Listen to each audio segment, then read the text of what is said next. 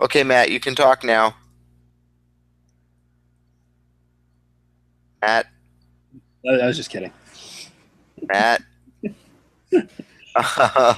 So that's a rousing start to Back of the Bullpen Season 2, Episode 10.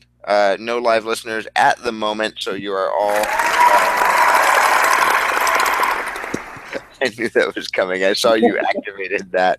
And I knew it was going to happen at some point. Anyway, um, we don't have a lot of. There's not a lot of big news, or I mean, this is May, right? This is what happens in baseball in May. Teams are just playing baseball. There's no Yeah, and trades it's yet. it's hard to play baseball on a podcast.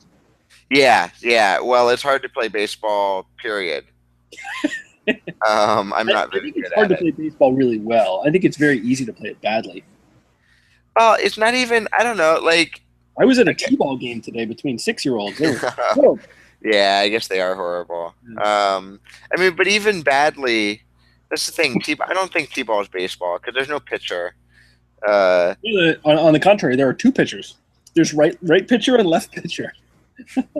It depends on how many players you have. Is the point? Because everybody plays in t-ball. right. Yeah, So, that's a nice. That's always a nice feature. I like that one. but if you're referring to a person who stands on a mound and throws a baseball in the direction of the batter, then you're right. T-ball does not have that. Um, but I do Wait, like hold the on. idea. Everybody plays defense? Everybody plays defense. Yeah. Oh Heck, my gosh, that was not how I like. Everybody yeah. batted when I was in T-ball, Oh, everybody bats too. Everybody plays defense. Yep. but Oh, defense well, was more traditional. I think we may have had. I think I was in Little League, non-T-ball Little League, where we had 10 defenders, and so mhm. Like you would four play like outfielders. a short. You'd basically play like a fifth infielder, fourth outfielder, kind of rover in the Yeah, yeah. middle kind of person. Right. Um, but no, we had like 9 or 10 defenders in T-ball. We didn't have like the whole team out there. Well, the team that my kids are on, I think they have when everybody's there, they have 11 or 12. So it's So it's bordering not on. it's not a gigantic team anyway. Okay, No, so and all the that's kids are little. All the kids are little, so there is that as well. But the ball is little, and not and that the small. field. It's the size. A t-ball is the size of a baseball. Actually, it's just mushier. Yeah, but baseballs are little. No, no, Uh, you're thinking of golf. oh, oh, you're right. I am thinking of golf. This Yeah, entire baseballs time, are also Jason, not dimpled. There's no you've been dimples on a baseball. you've been editing books about baseball this entire time. You're writing a baseball prospectus. You this whole time you thought it was golf. It really did. This is like the Mark Reynolds revelation about me. Mark Reynolds is actually blind, and I am actually have no idea what baseball is. Um, so okay, good. So T-ball. That I mean, that's what was I gonna? So the baseball is the same size. That's good to know, and it's the size of a baseball, not a golf ball. That's also good to know. But the field is smaller, right? I It's not mean, 90 feet between bases. no, no, no, no. Yeah, it's a base. It's a little league field, so it's like I want to say 60 feet or 65 or something like that. Okay, yeah. Uh, Little kids are like 65/90ths of a human. that's about right. That's something in that range. Legally speaking, that's Yeah. that's roughly it. I do like I do like the idea of being able to play more players in the field. I think that would have helped the Red Sox a lot this year. I think. Yeah, I think it would help. It would help a lot of teams. Yeah.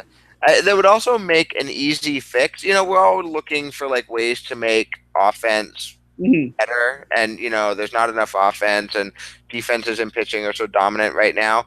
If Yeah. there were more than 9 defenders, that would make that question so much easier. Just take a defender out.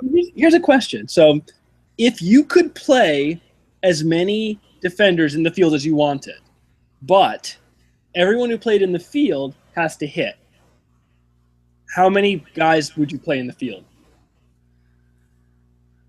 I feel like I mean, presumably, like you could play David Ortiz at first base and nobody else, and David Ortiz would just continue hitting like perpetually. But yeah, there's no one in the field. I mean, yeah, yeah. I think I think I would have more. I would not eliminate like the Eric Sogards. I would have so many. I would just like overwhelm with defenders. It would be impossible to beat me except by a home run. So like And you have like 16 defenders on there. get more, like 30. Well, you've only got a 25-man roster.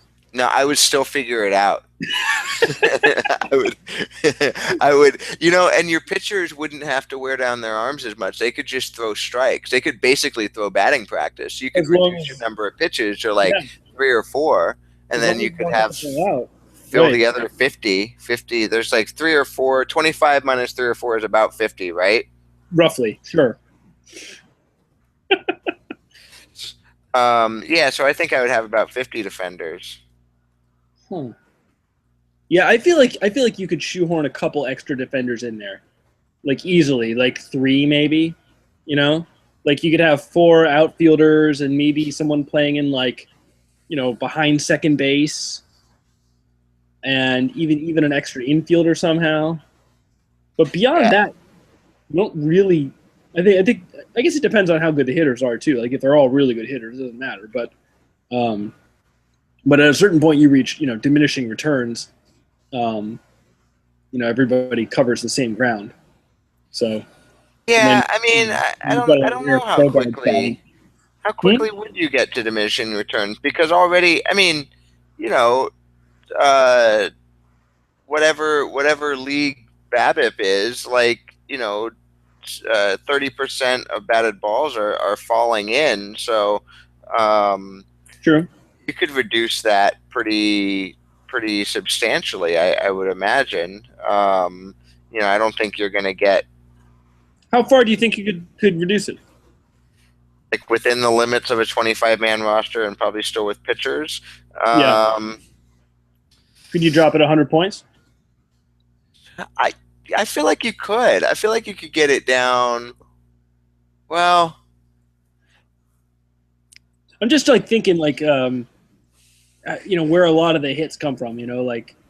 Uh, line drive over the third baseman's head down the left field line. Well, if you're going to you're play never going to 14 stop guys, that. Yeah, yeah, yeah. even if you've got that many guys in the field, there's still nobody's going to be standing along the line there. That would be a dumb place to put somebody. Unless Unless your analytics are just so good. right, yeah, that's true. But so yeah, what do you think? How far could you get it down? I'm going to say, Because presumably you need. I mean, how many guys do you need on the pitching staff? Maybe you don't need 5 starters, yeah, you definitely. but you need somebody to throw those innings. I mean, Mark Burley is all of a sudden like much more valuable player. That's true. Just some arms who can soak up bab Babby innings. Um, I think you could get it consistently down as low as 200. Hmm. I don't know how much lower than that, but like, weird fluke seasons happen where guys are in the 200 range, right? That low? I wonder what the low. I wonder if I can look up I wonder if there's a Fangraphs.com. Probably. While this loads, doop de doop de doop, the best part of the podcast in history.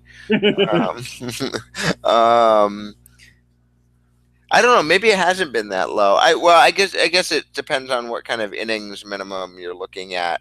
Um, so we're Yeah, right. gonna split the seasons, and we're gonna go multiple seasons all time, and we're just gonna look at pitching and qualified innings. Oh yeah, that was my problem. I didn't do qualified. Where do you find qualified? It's under the minimum IP. Mine doesn't have. Oh, it's up at the top. It was annoying. It was hidden. BABIP. Pedro's 99 season, he had a 323 BABIP. Imagine if that hadn't been so bad. Yeah, I know, right? Oh, apparently I eliminated the qualified. Yeah. So yeah, Mike so Lee. there's a Yeah, there's. Yeah, so Me, like Dave McNally, 1968, 201 BABIP in 273 innings, 35 starts. Um, so maybe that's I mean, reason. Well, hell, Shelby Miller currently has 203. Yeah, but those are 45 innings or whatever. me, me. Um, Lady Baldwin, Oh, um, Lady Baldwin, 1884, the first noblewoman to pitch in American baseball. It there appears. you go. Really? Um, but yeah, so maybe 200 might be aggressive, but I think Babe Ruth 219 in 1918, Tom Seaver 218 in 1981, and the same number Yeah. of innings actually, exactly the same number of innings. Kind of creepy. Um, I think you could, particularly building your roster for this, Mhm. because you wouldn't just take a random roster that is built for current baseball and apply that to those new rules. You would build it for playing this kind of defense. I think you could probably get yourself down to 215 Yeah. consistently. I have no No, I'm way. totally willing to buy that. Absolutely. We got we Um, got we got to figure out a way to test this. Is what we've got to do. I wonder what the damage would be in terms of runs scored, though. Right? I mean, this opens up a whole bunch of options. Like, maybe if you've got really good defenders who can hit, then you only need to play two of them. You don't have to put another crappy hitter in there to take up more at bats. But maybe it's worth doing just defensively. I don't. What's the damage of playing with two outfielders, even if they're super good? That's a Yeah, question I'm asking you because I don't know the answer to it. yeah, I mean, well, one thing that comes to mind is that catching probably becomes less important. You still need a catcher, like you can't just have the ball hitting the umpire, but I like that idea. as the strikeout, if you're gonna have these sort of Mark Burley type pitchers, um, he can just kind of throw it in the strike zone, and then so the framing stuff doesn't become as important.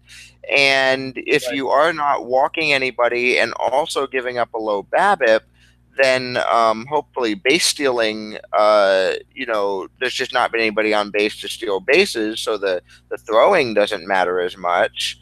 Hmm. Um, so you can maybe go with an offensive minded catcher, because your field defense is so good. So you Alternatively, though, alternatively, you could end up with a you know with a bunch of really good hitters, and maybe then you go with a really strikeout heavy pitching staff, so that you could only play six guys in the field.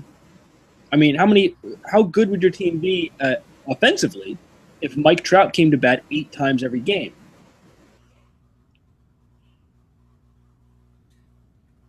twice as good, I would guess, given that that's twice There as you many go. at bats as it normally gets. So I think that's the easy math right there. Okay, okay, okay. You would go from I told you I got no math you tonight. know I got nothing with that. 4.5 runs per game to 9 just by having Mike Trout bat more often. Yeah, I right? think that works.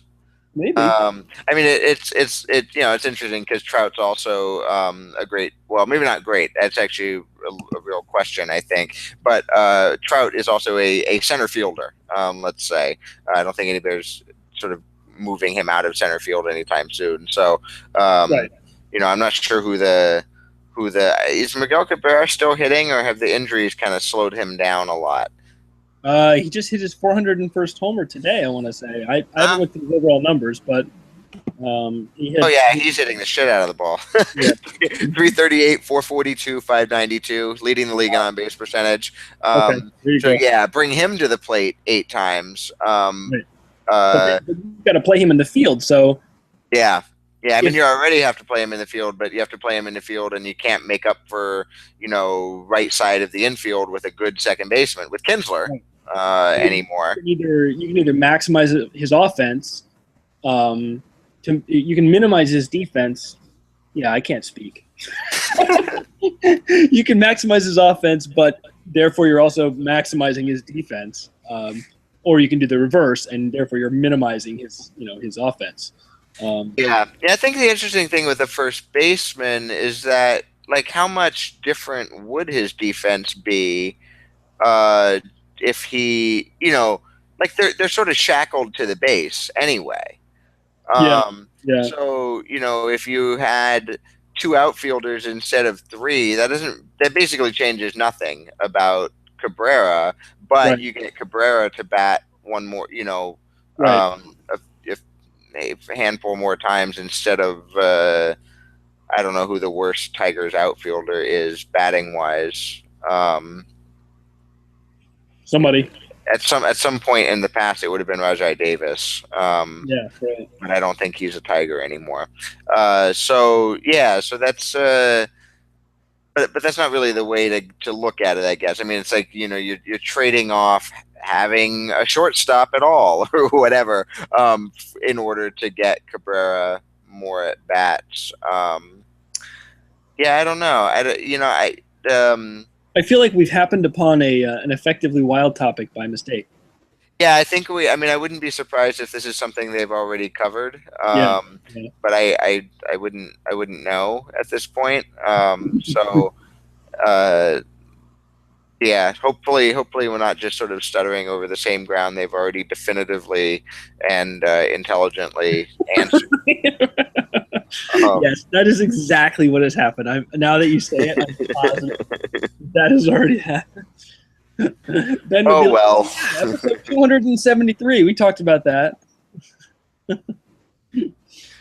Yeah, Yeah, and there's probably someone, probably not one of either Ben or Sam, but probably one of the Banish to the Pen people could tell us exactly what number episode this discussion was already had, and who came to what conclusion, and why our answers are dumb. yeah, they're which of course they are. Yeah. Mine more than yours, I would argue. Well, I don't know. I think I've said a lot of things that I've already forgotten what I've said, so Yeah. I can't judge. I think the quality of my comment. In our defense, I don't believe we've actually come to any solid conclusions about anything. That is a fair point, and nobody should ever come to solid conclusions. So I think we are winning that battle here. We've done it correctly. We've done that right. We Now have I done just it gotta. right, as they say on the internet. RITE. And I didn't. I wasn't able to get to my clapping effect quickly enough. So Oh, apologies and yeah, which is the wrong effect, but close enough. yeah. So have you heard about Barry Bonds? He is a cricket player. No. He may well be now. Yeah. So No. so It's funny. I just I've been so focused on writing stuff. I have really paid little attention um, to baseball news, and so I just found out about this like today. That this is a thing that may be happening, where he, I guess, sues or files a grievance against yeah, MLB. it'll start out. It'll be a grievance for sure. Um, but I'm not the one who should talk about this. You are. So, Jason, is this something that has a chance of being successful? And what does success look like? I mean, at this point, he's 40, 50, 70 years old. He's not going to get to play Major League Baseball anymore, right? Right. No, I mean, and that is so. I guess to be clear, in case there's anybody who's listening, or maybe if you're listening to this in the archives many years from now and you have no idea what we're talking about because this story kind of came and went and didn't make any impression on you, I like the implication that people will actually be listening to us in the future and posterity. But is that so? Way back in the off season, the 2007-2008 off season, there were some stories that there was collusion to not sign Barry Bonds, and Bonds was something like 40 at the time, and had come off a year where I think he was, he looked sort of gimpy in left field. He missed about 40 games, 35 games. But he also led the league in on base percentage with a 480. He was 42, actually. Led the league in on base percentage at 480, which 2007 was not the height of offense, but it was not the bottom of offense. But that was still a very good on base percentage. He slugged 565. He had 28 homers. He managed to steal 5 bases. Barry Bonds was not caught stealing once in his 40s. The last time he was caught was in 2004. That's a streak that's still going. And so he comes off of that, and he apparently gets no offers in free agency. Um, and Well, it was only a 169 OPS, Jason. So 69% above average. I mean, it's nice. yeah, and in the context of his career, that was like the eighth worst season he had. So, that's not that was clear indication that he was done, I think, that 169 OPS plus. That's as bad as he'd hit since he was 26. That's a lot of years. That's 16 years.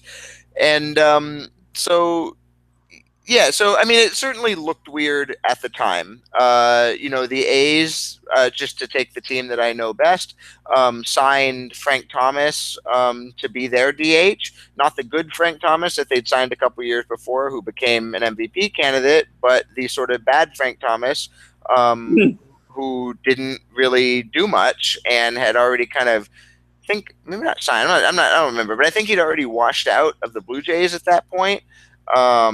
So this was, there are teams that could have used Bonds as a DH. Teams that could have used Bonds as a pinch hitter. And we don't know what offers he turned down. But if he's going to be filing a grievance, then presumably, for the sake of that grievance, it'd be pretty good to say he got no offer. It'd be a lot easier to make his case that teams colluded against him if he says I got no offers than if he got some offers he just didn't like very much. Well, he and his agent publicly said that they would take I believe at the time that they would take a major league minimum salary. Like at a certain point, I think it became clear that what was going on, and he said, "All right, I'll play for the minimum," like publicly. Yeah. And got nothing. So I think that's maybe the part of it. Guy coming off season with whatever it was, 30 homers, 28 homers, and 169 OPS plus says, I'll play for the major league minimum, and then every team is like, no, I'm good. So yeah, and their defense. Well, so there's going to be teams don't have to make a defense, I guess, in the sense that as long as they didn't actually collude, they don't have to defend their decision not to pay him, or not to reach out and sign him. There's no obligation to sign a good player. There's an obligation not to agree with each other, as happened in the 80s to poor Tim Raines and Andre Dawson and various other. Kirk Gibson, I think, was affected. Various players who were good free agent players in the mid 80s, and when there was just a flat out express agreement, in violation of the CBA, not to sign free agents and not to offer multi-year contracts and to do all that kind of stuff. And there's a whole history of it, which I don't think we should go through here. I think you can look it up. People can look it up, but it was incredibly blatant. And it wound up costing the owners $280 million, I think was the number that they finally sort of settled on as like the damages amount. And that was a lot of money. I think that dollar amount was settled on in like 91 or so. That would be a lot of money now. That would be 10 million per team to just have to fork over for nothing, basically. Right. That's roughly what you and I pulled down for doing this podcast. Right, and so that shows just what a stunning dollar amount it is, because we are wildly wealthy beyond our dreams from doing this podcast. I'm glad that we finally figured out how to make podcasts the most lucrative thing ever. Yeah, no, it's and at some point we'll get tired of doing the podcast, but at that point we can just sell our secrets for how to become rich. So Right. keep Right. your eye on that ball, listeners and fellow podcasters. Um, yeah, so I don't know what kind of success this. I mean, his agent Jeff Boris, no relation to Scott because they're spelled differently. Um, Said at the time that he had what he thought was sort of evidence of collusion, um, but I wonder what that evidence is going to be. I wonder whether we're ever going to hear it out in public. We have no right to hear it. If we do, it'll come through leaks and whatever like that. Whatever reports we can convince Ken Rosenthal to share with us, basically. So we may never find out really what this supposed evidence is, how strong it is. It's all going to be kind of closed off to us, which is a little bit sad because it's salacious, it's interesting, but it's not our business in a certain sense, right? It's baseball's internal workings that we don't really have any kind of a right to.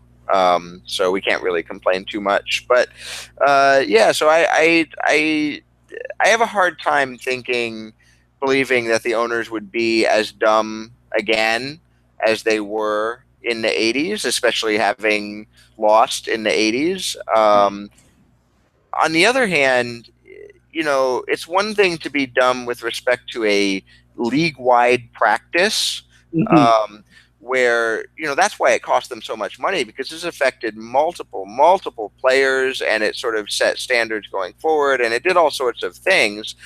This is one player, Mhm. and it's one player who was going to get maybe 2 more years out of his career. So you make him whole for those years that he should have gotten paid, and it costs the league $30 million or something like that. Right.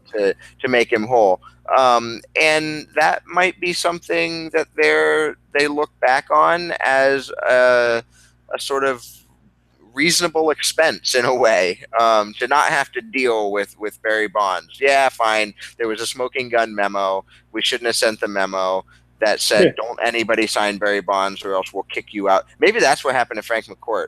Maybe Frank McCourt tried to sign Barry Bonds, and that's why Bud Selig hated him so much. That's possible. The other Now, possibility, yeah. the barrier here is that I'm not sure Frank McCourt owned the Dodgers at the time. Oh, he Uh, might not. I mean, maybe I assumed you meant like when he owned the Dodgers. Yeah, no, but I mean, oh, like he tried to sign him while Barry Bonds was like on trial.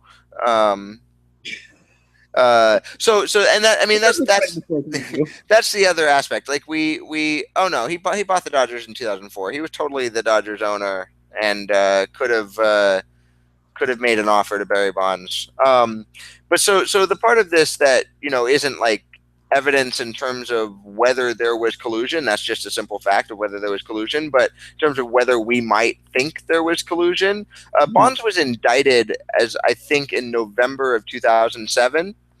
Um, so that's gonna be a distraction. Yeah, November 15th, 2007. So that's sort of hanging over his head while he's out there trying to get offers to play baseball. Nobody knows when anything's going to go to trial. As it turned out, things didn't go to trial until much later, and then as it really turned out, he was convicted, but then he had his conviction reversed. So there's like a sense in which all of this came to nothing. But obviously, in November 2007, nobody knows what it's going to come to. And even though it came to nothing, he still had to go to trial. And you're basically going to lose him at that point. And so why I'm sure you can get away with. I mean, I wonder if they could have gotten away with not paying him, or if the salary would have been guaranteed. Uh, but if he's offering to play for the minimum and then he plays a couple of months and then it's like, oh, he's got a trial, what are you out? Like $250,000, and meanwhile you had Barry Bonds hitting for your team. Yeah, it seems like as long as it's a minimal contract, it seems like a minimal risk. It is a minimal risk, I should say. Yeah, well, that's exactly it. Is the definition of a minimal risk. Right.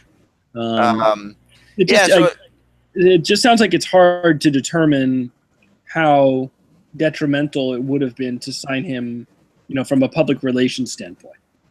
Right. So I don't, Yeah, I mean, it's those games are always interesting because obviously, like football, the NFL has determined that I don't know how to say his name, Jameis Winston. I think so.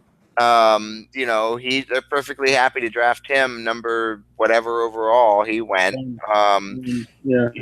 And it's not like football is so much more immoral on those issues than baseball is. I mean, baseball teams continued to employ Josh Lukey. They continued to employ what's his name, Josh Sale, not Chris.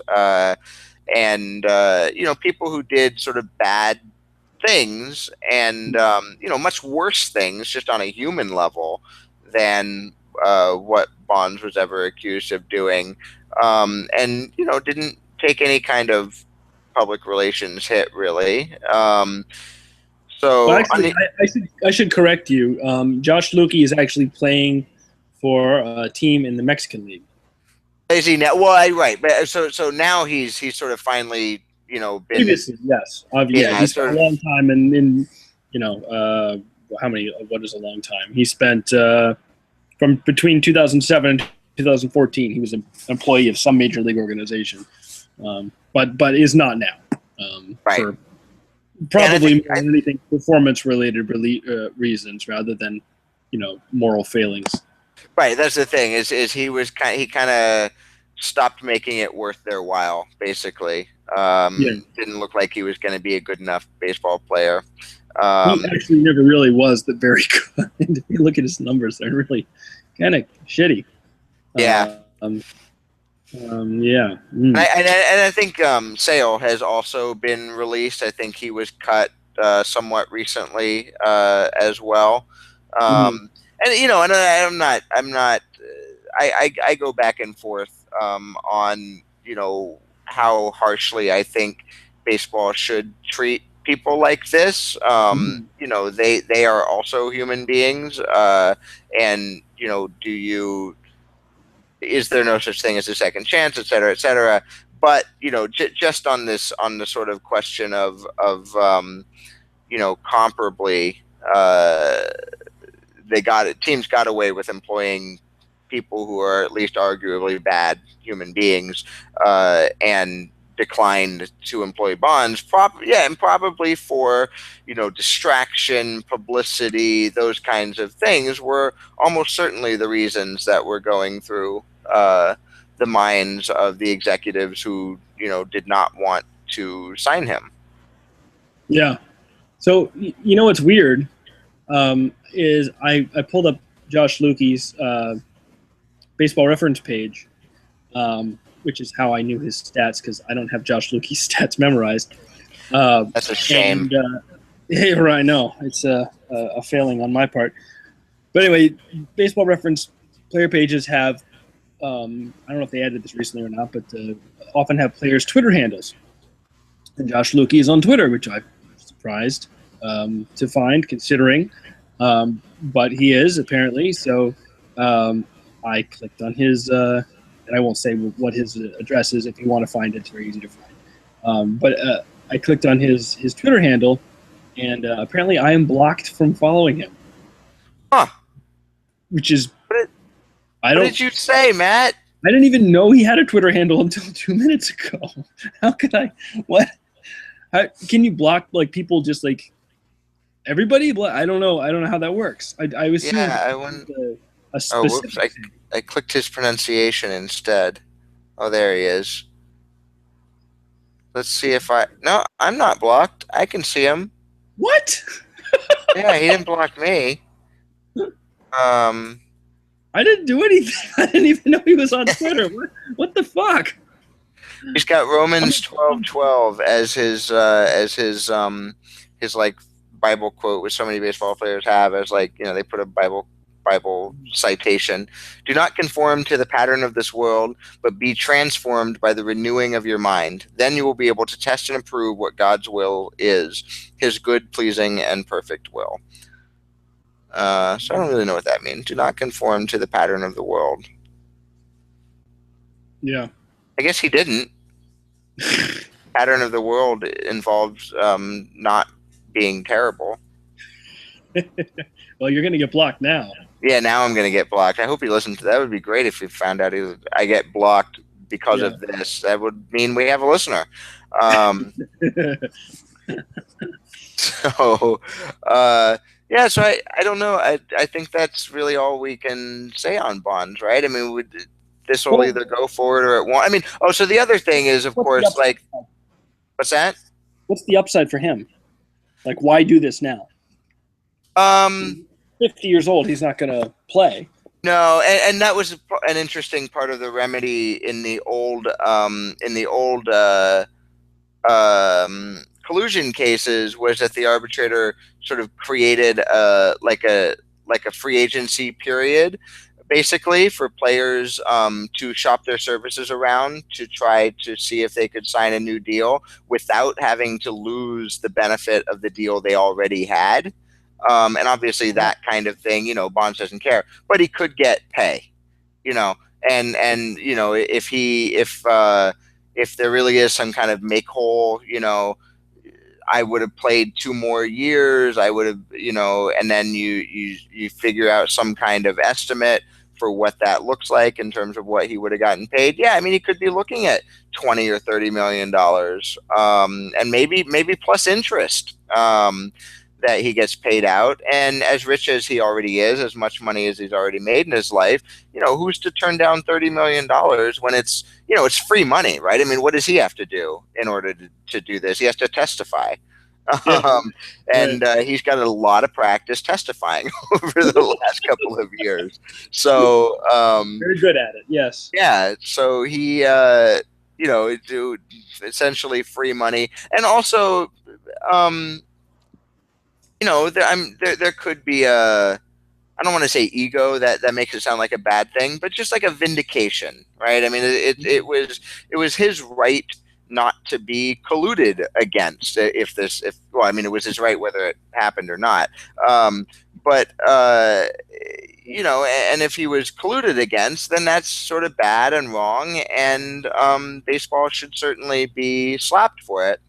And then there's the other side. There's the other part of this, which at the time, Michael Weiner, who is now passed away, but was at the time the executive director of the Players Association, actually said that they had the player. And this is what makes me wonder whether there really is some kind of good evidence here, because Weiner said something to the effect of, we've found evidence that there was a violation of the CBA.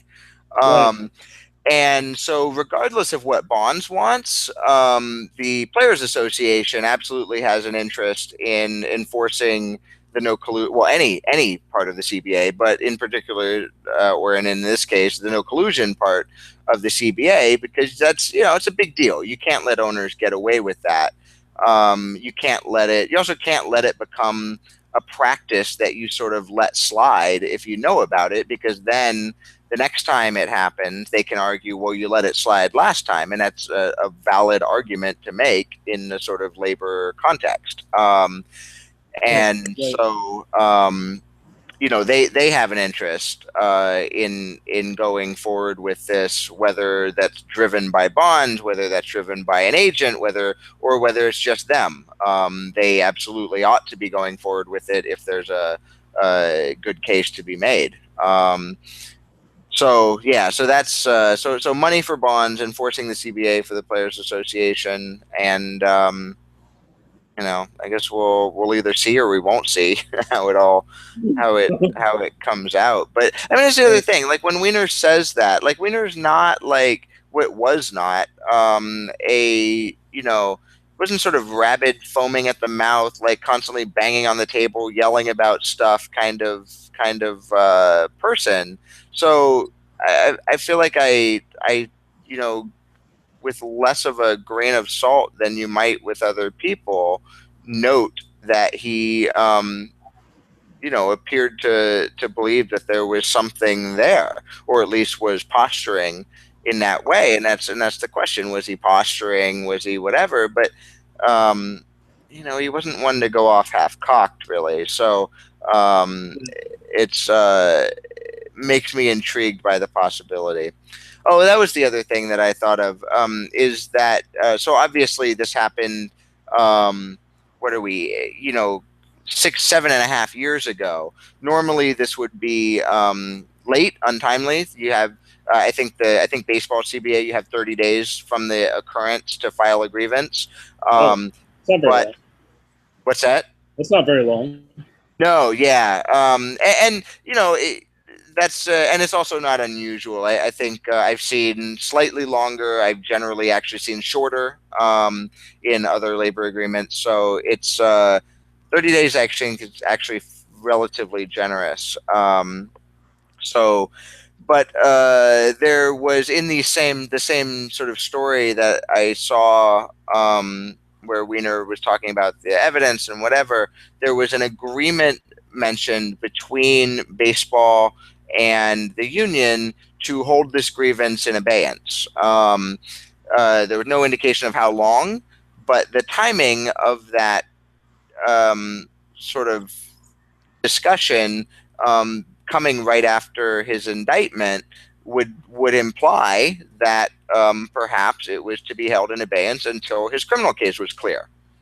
Um, why that would be the case, I don't know. Maybe just to make sure that it was, easy for him to testify and that it wasn't going to get, crossed over with those other things. But I mean, I think they could have done this while the criminal case was ongoing. It doesn't seem obvious to me that they would have had to, um, hold it off. But the fact that the reversal um, of his conviction just happened, I don't know, like a month ago, less than a month ago, Mhm. and now we're hearing about this grievance. That doesn't seem like a coincidence. So my guess is that there was an agreement to hold this thing off until the criminal case was done. The criminal case is now done, so now we get to do the grievance. So that's kind of on the timeliness aspect. I wonder if any key witnesses have died in the meantime. Have any owners or general managers passed away? Hmm. I don't think so, right? None that I Steinbrenner know. was already dead by then, I Yeah, think. maybe. Um, He I, hasn't been dead that long, has he? what was his first name? George. I got Hank and Hal. I googled them first. I also, when you told me about Lukey, I googled Jose Lukey. And oh, he died in 2010. So it's Yeah. possible that Steinbrenner may have been a witness. Hmm. Um, but if he was a witness, then I'm sure there were other people in the Yankees organization who knew what was going on. Probably, yeah. Yeah, so that's Bonds. I have a quick piece of Bond's trivia because I've been looking at his player page. I want you to guess, if you can, how many sacrifice bunts Barry Bonds has in his entire career. He played from age 21 to age 42, and his age 40 season, he only played 14 games because he was injured. So give me the number of games played total for his career. 2,986, just a hair under 3,000.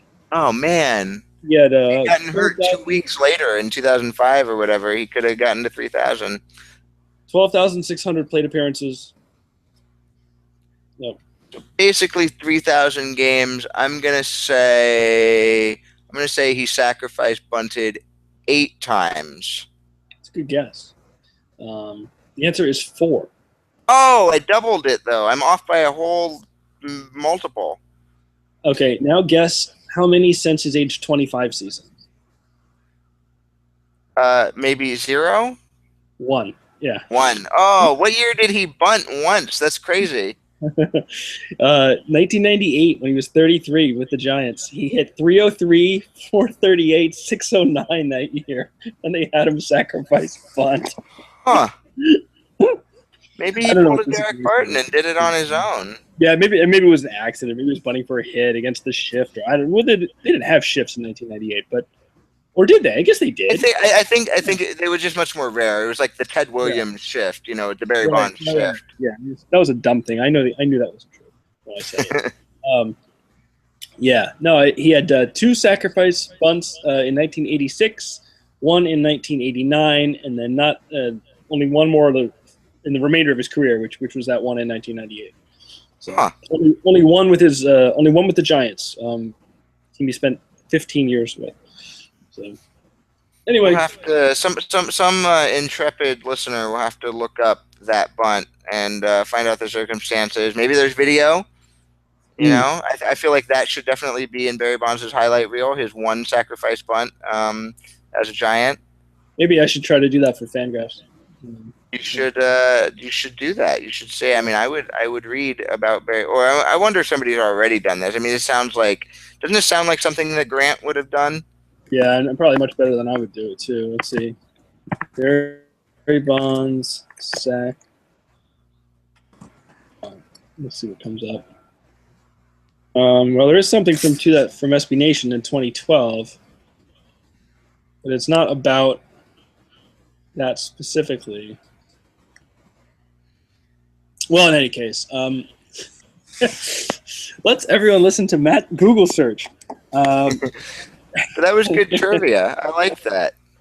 Thank you. Yeah, I was proud of myself for finding that. I was like, I have to ask Jason. Um, so, how are we doing on time? Have we been? Has it been an hour yet? Not quite. Okay. So I think we can briefly talk about the sort of Mike, not Mike, that's not his name, Giancarlo Stanton type question. So basically, Stanton has spent the last 2 weeks hitting like multiple 470-foot home runs and ridiculous things like that. Um, Hmm.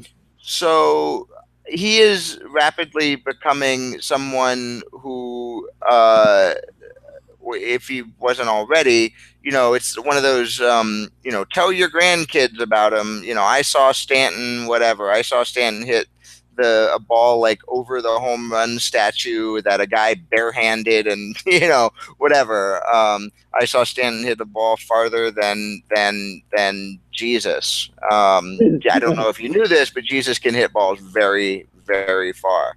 Well, he is. Um, yeah, I mean, I guess it's not a surprise so much as perhaps you didn't know that Jesus played baseball.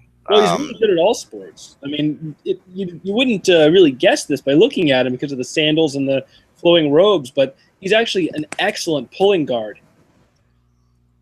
Comes right I out, he'll knock your not head quite right off. sure what a pulling guard is, but I'll buy that.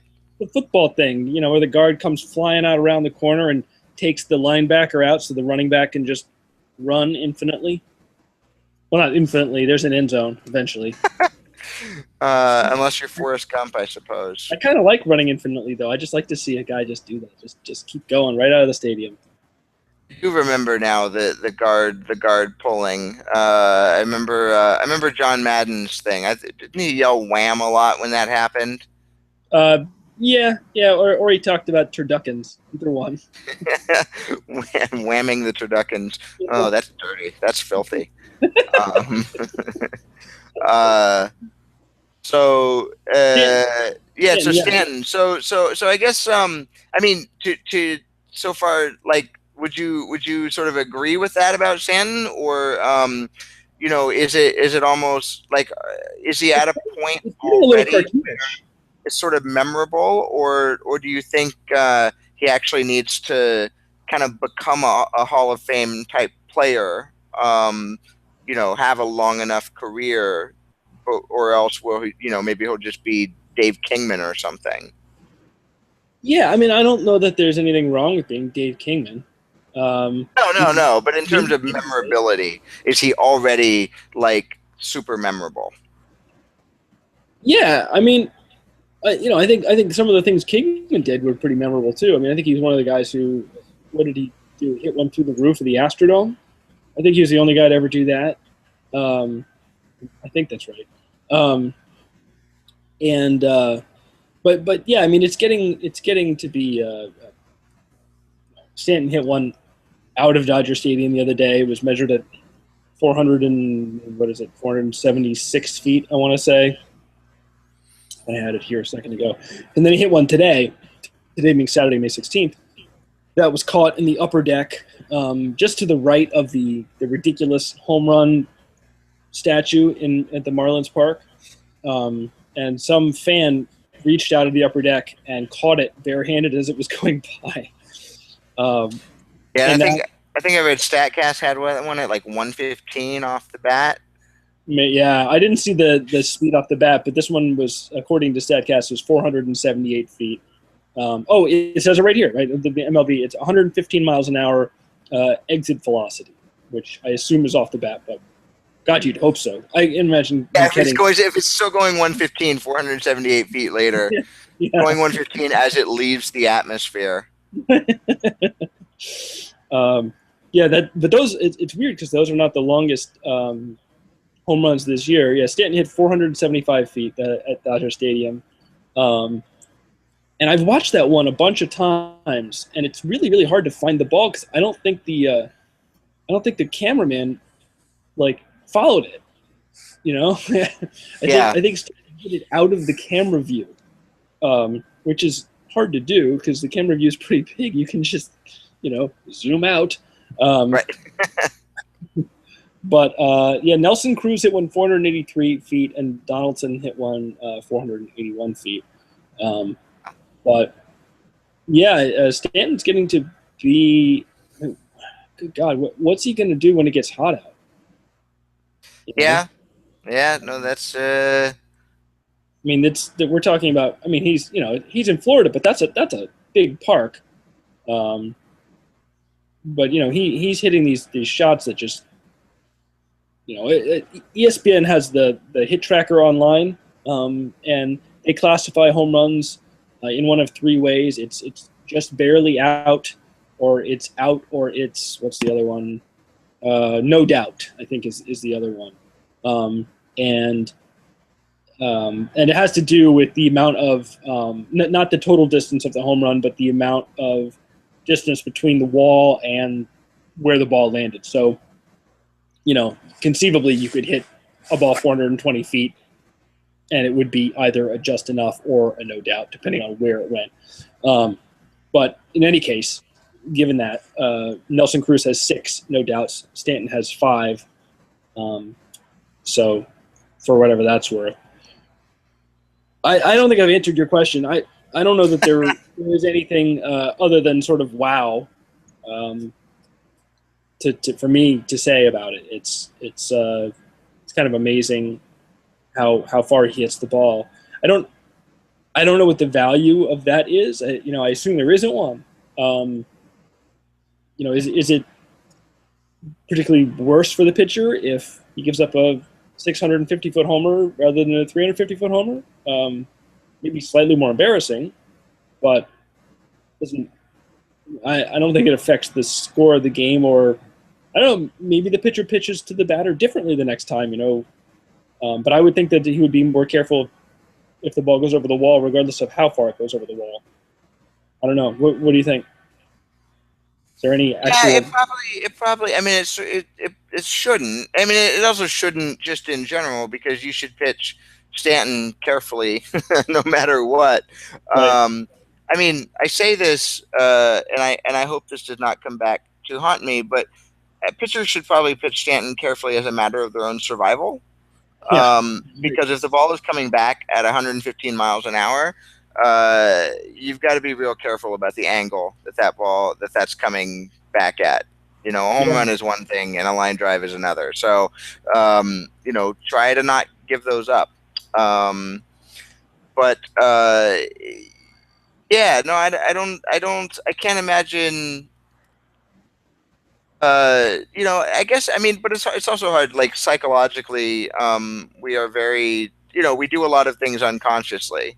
Right. Um, so yeah, so maybe I wonder if pitchers do, like after they give up a big home run, whether there's any psychological, or I mean, I guess that the other problem is there's almost certainly a psychological effect, and that is almost certainly not uniform. There are probably just as many pitchers that this causes them to bear down and be better as it does cause them to become demoralized and be worse. So, And the other thing is, population wise, you're never going to find anything if you sort of try to study this. right, But, everything has a psychological effect. I mean, we're human beings, most of us. I'm not sure Mike right. Trout is, but everybody else is a human being. So I'm. This is actually one thing I am writing about, and I looked at Stanton's home run that he hit out of Dodger Stadium, off Brian Bolsinger, and so in the home run that he hit was off of a cutter. It's the second pitch of the at bat in the first inning, and Bolsinger threw him a cutter, and he swung and missed at it. He threw him another one, and he hit it 475 feet. Um, And in the second at bat, I was like, all right, well, what's going to happen? And Bolsinger threw him 6 straight curveballs. And every single one of them was intended. There was nobody on base, and the catcher was sitting on his knees outside the strike zone, like far away from Stanton. Like they were all intended to be like really, this is like, if you want to swing and miss 3 times and make yourself out, we'd be fine with that. But otherwise, you can go to first base. And that's pretty much what happened. The reason it wasn't a 4-pitch walk and it wasn't 4 straight curveballs is that Bolsinger hung 2 of them, and Stanton missed them. He fouled them back. One in specific, he probably could have really crushed, but didn't. So, for whatever that's worth. I forget if I had a point for telling you that. I may have. Well, we will see the point when you write about it, right? That's a figure it out. Um, Yeah. Yeah. yeah. So the sort of the other kind of question on this, right, is there who else is doing tell your grandkids stuff right now in baseball? That's Mike Yeah, Trout, right? Mike Trout with hits a home run and then he steals 2 home runs. yeah, that's I mean, well, that's actually the interesting question about Trout is Trout is so all around excellent. Um, it's there's the speed and there's the power and there's the running balls down in the gap and there's he gets on base and he just does Yeah. everything very very well.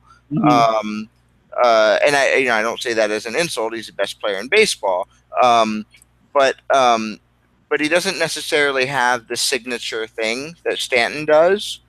Right. Right. Right. So it'll be more. I feel like we may end up more in maybe a Willie Mays type. I mean, that's a great thing to put on a guy. A Right. Willie Mays type place where it won't be so much I saw Willie Mays do as I saw Willie Mays. Right. Right. That's Um, interesting. Huh. and then there's Bryce Harper, kind of depending on how good he winds up, is the same type of player. Like he has he have massive power. And he has some very impressive home runs, and he goes on binges like he did, where he hits 5 home runs in a weekend or whatever, or Right. in a series. But it's the speed and the power and the defense and now all of a sudden the ability to take walks and to wait for his pitch and to not be pitched to. Yeah. So it's just like the all around package that comes from certain physical talents but that don't manifest themselves the way that Stanton's home runs. It makes me sad that Billy Hamilton's not Good. all that great Mhm. because he does have that signature skill. Um, Who would you say? I mean, there's only 5 quote unquote, tools. I mean, who else would you say has a signature skill? I mean, I might say Andrelton Simmons on defense. Simmons, I could see him winding up having Ozzie Smith style legend um, on defense. Uh, I'm trying to think if there's anybody in center field who can match what Andrew Jones was, when we were younger. Yeah. Because that was those were interesting days. Just and this was before internet highlights, so this was all just Sports Center, or Baseball Tonight, really. Sports Center Yeah. never seemed to cover baseball as much as I wanted it to. But it's like every night you turn on Baseball Tonight, and there was some other ridiculous play that Andrew Jones had just made, um, Right. or yeah, I guess yeah, sort of depending on how much you like it, you could put Pudge Rodriguez's arm in there, Yeah. but I don't know how much because it became such a deterrent that he stopped being able to throw. He stopped being allowed to throw as Right. often. Right. The thing I remember is him just chucking it down to first base. Yeah, yeah, the sort Yeah. of back pick play. Right. Right. Yeah. Throw Yeah, behind. I mean, he would throw. They call it throwing behind the runner, but he actually threw behind the batter. Like he'd have a lefty up there and a guy in first base, and he would just reach around the batter and throw it back. yeah, Yeah. yeah. No, that Um, was. I mean, there's also you could. Oh, I had. I mean, there was. There's an interesting thing about the transition in the way people hit. Nobody hits like Tony Gwynn and Wade Boggs anymore. right. There may be players who have the physical tools to hit. I mean, nobody has the physical tools to hit as well as them. They were just, sort of Right. Right. generational talents, but at least to approximate it. But nobody uses that style anymore, so we don't even know if there's anybody who could hit like them. Ichiro, Um, kind of, right? That's sort of yeah, well, okay. So that's a good one. Ichiro is a good one because Ichiro's like Ichiro and maybe Vlad similarly, but yeah, differently. You can talk about how you saw them uh, pick a pitch, 3 inches off the ground and get a base hit off of it. yeah, Um, right, right. or just how you can't defend Ichiro, right? Like imagine trying to put a shift on Ichiro. And like imagine the look in his eyes when he saw that shift, like Right. um Yeah, that's so yeah, so there's yeah, so that's hit tool, that's power. Does anybody have an I mean Stanton actually has a great arm, although maybe not any kind of a legendary arm like a Clemente or Vlad actually. But yeah, that's the fun part is that Vlad has the two things. I mean he's got the arm and he's got that insane hitting style. right. Well, Cespedes has an amazing arm. Cespedes does have an amazing arm. That's true, and has He doesn't made play a good outfielder, but he's got an amazing throwing arm. right. And he's made signature plays. I guess there was the one that he sort of bobbled off down the line, retrieved it, and then just threw it on a line to home to get whoever was running by about 6 feet. Right, right. And and you start to wonder, it's like, did he bobble that on purpose? Yeah, um, yeah, um, yeah, no, Cespedes's arm is a good one. Who else do we have in our modern game? Well, there's also, I mean, there's other ways. I think there's just sort of more stylistic things. I mean, who can forget Julio Franco's batting stance?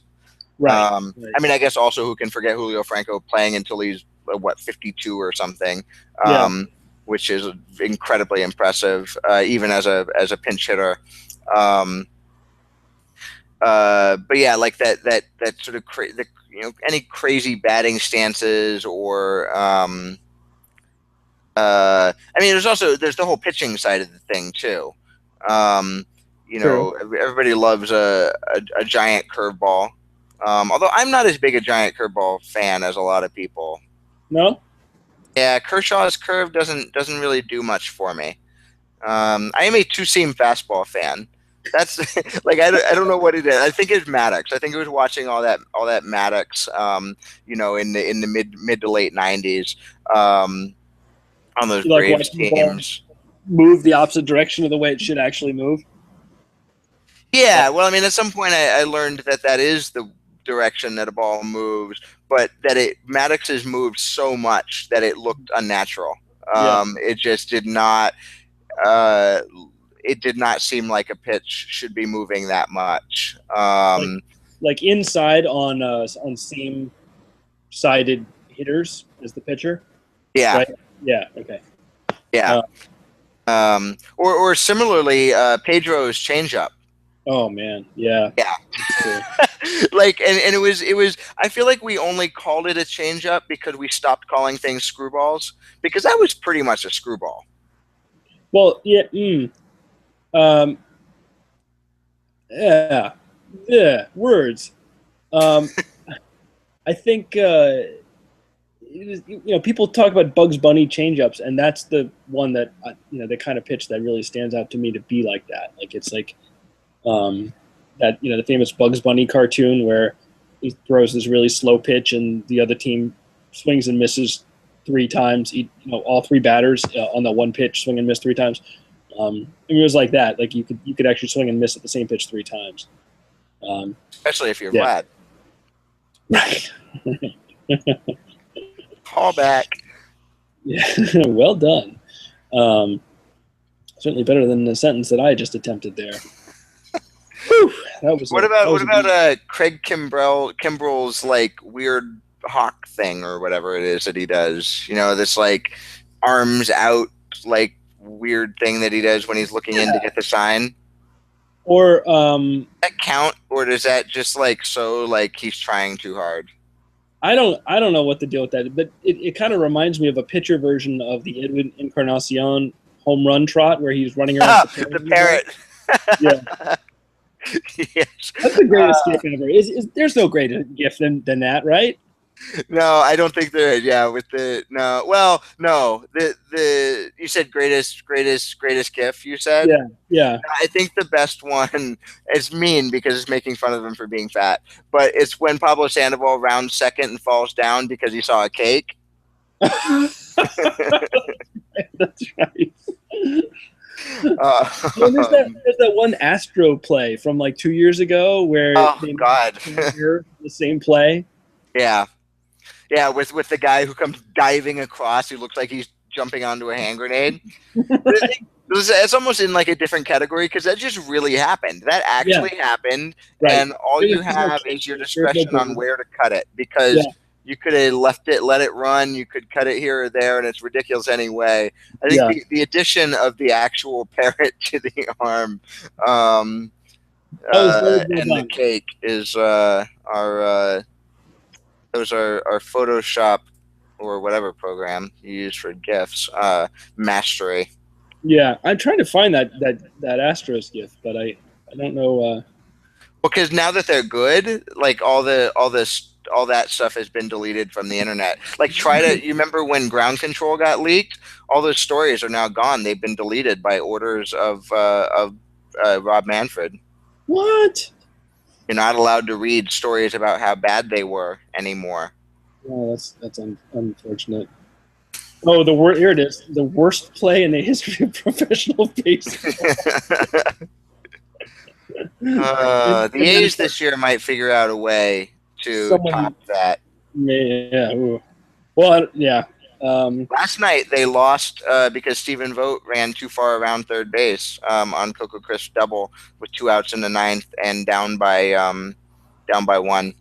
Really? And he got caught in a quote-unquote rundown. But a Stephen Vogt rundown is more like a Stephen Vogt like run one direction and the catcher tags you because he's Stephen Vogt. On the other hand, Stephen Vogt would be my pick for American League's most valuable player if the season ended today. So you've got that. That this play is wonderful. So yeah, the Astros are playing the Nationals, and there's a guy on first base, and the batter tries to bunt the ball, but does a kind of a bad job. It's like a pop-up bunt that kind of lands between the pitcher's mound and the first baseman, and so the first baseman and the pitcher run into each other, And then the third baseman takes a flying leap over both of them. I still don't understand why. I have no idea It's where this unclear. flying leap It's comes from. unclear. And then the pitcher picks the ball up and throws it down the right field line. And then the right fielder picks the ball up and throws it 80 feet over the catcher's head.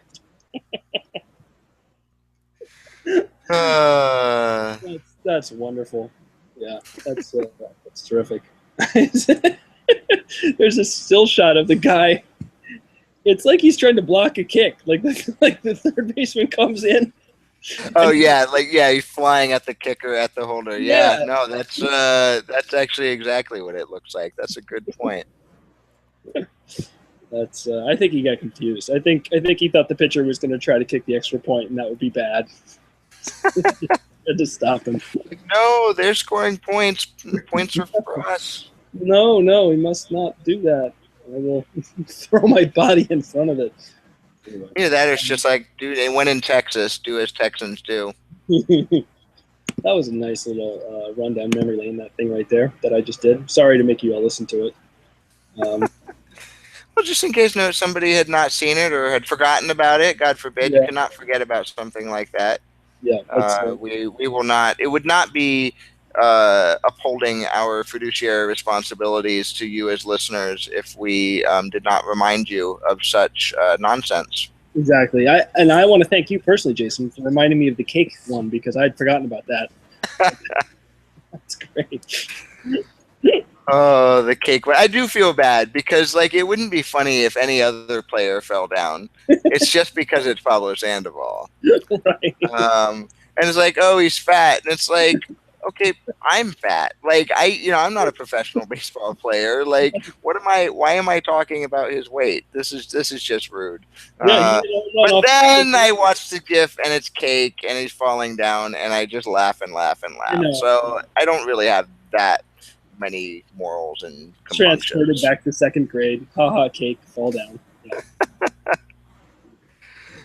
That is what baseball is for, is transportation back to childhood days of laughing at GIFs. That's right. So when Alexander Cartwright invented the game back in 1888, he thought, well, this game's going to kind of suck for about 130 years, but as soon as they invent the GIF, this is going to take off. Or GIF, however you're supposed to say it. Well, I say it GIF, but I've been saying it GIF out of that was respect for the listeners because I know I'm the only one who says it that way. I was quoting Alexander Cartwright. He said that. Oh. Yeah.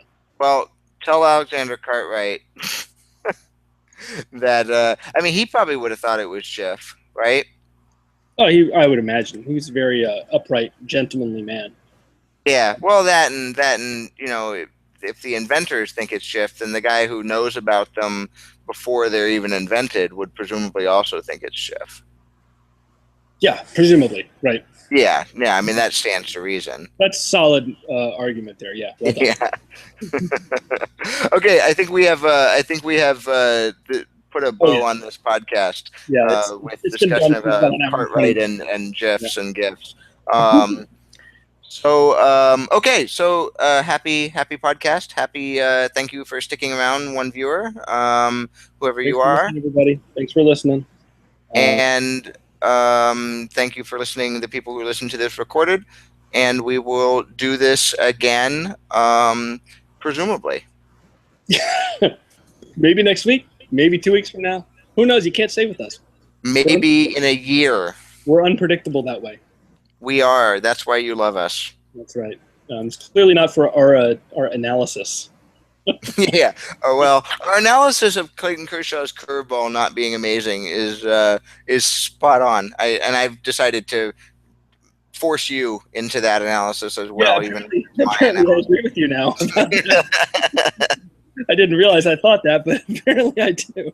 Yeah, well, I mean, sometimes you just need someone to tell you what you think, because it's hard to know what you think. That's so true. There's so much to think in this world, and it's hard. There's a lot to think. Yeah, so, well, thank you for setting me straight on that, Jason. That is what I do. I'm a big believer in the Set Straight program. Yelling at kids in prison about Clayton Kershaw's curveball. I want to see a video of that. That would be good. I'm not I gonna replicate it. We'll have to write up a script and think I could do that in about 5 minutes. I think I could probably. oh, okay. Time Yep. to go. All done. All done. Bye Talk to bye. everybody later. Bye bye. Bye bye.